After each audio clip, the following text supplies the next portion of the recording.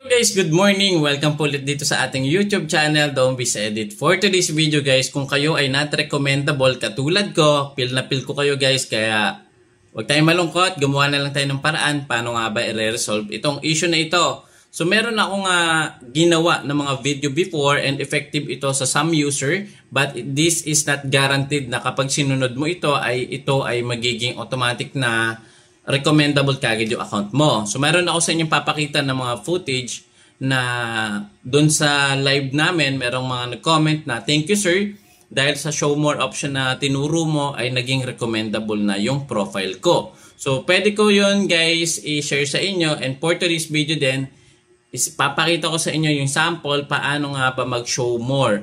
So gamit ko guys yung account ng misis ko, si Lovely. So dito nag-appear itong video ko na to, kaka-upload ko lang nito kanina. And guys, ito yung isang way para support nyo na din sa amin na mga not recommendable para bumalik yung aming mga account sa recommendable options. So guys, meron nga dito tatlong bilog sa may ibaba. So i-play muna natin ito bago natin i-show more. So, ayan. Titles natin na ginagamit, baka ito ay nagiging watch bait or clickbait na imbes na compare. Panoorin nyo or tapusin nyo lang guys yung isang video or clickbait. So kapag na-detect yan, tayo ay nagiging less visible, tayo ay nagiging na parang nababa na tayo guys kay Facebook na hindi natin alam.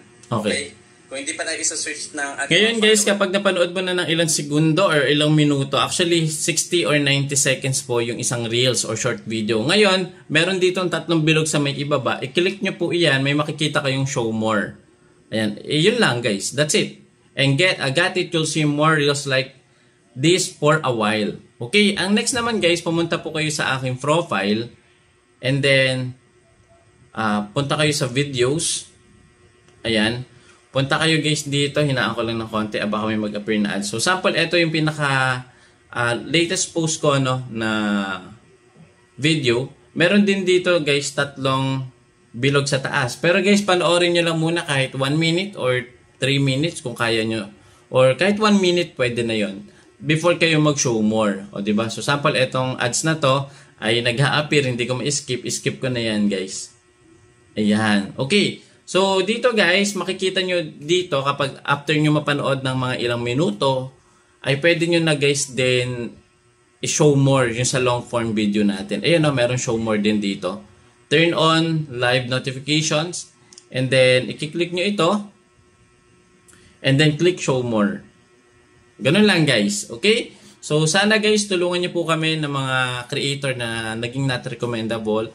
So meron po kami talaga mga nagawa dito kay Facebook na wala kaming way kundi i-guide po kayo ano, pero dahil doon meron pala kami mga nasabi ng mga bawal at mga labag sa community guidelines policy ni Facebook. So with this tutorial, sana matulungan nyo kami na ma-recommend ulit ni Facebook. So ang gawin nyo lang, show more nyo lang guys. Okay? So, itry ulit natin guys sa ibang reels ko, ano. So, sample etong isa na to. I-click natin kung meron show more.